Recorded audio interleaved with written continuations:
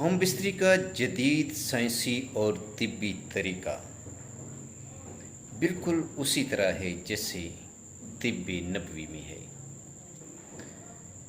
पहले नंबर पर खाना खाने के 3 घंटे बाद, दूसरे नंबर पर है रात 12 बजे, तीसरे नंबर पे लाइट ऑफ करके यानी अंधेरे में, चौथे नंबर पर पुरसुकून माहौल में, पांचवें नंबर पर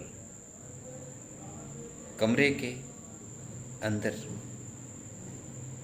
जहां अंदर से बंद हो,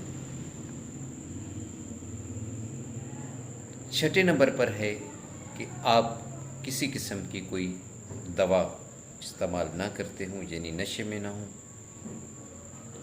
मज़ीद तफसीलात के लिए देखते रहिए हमारा यूट्यूब चैनल मदावा क्लिनिक।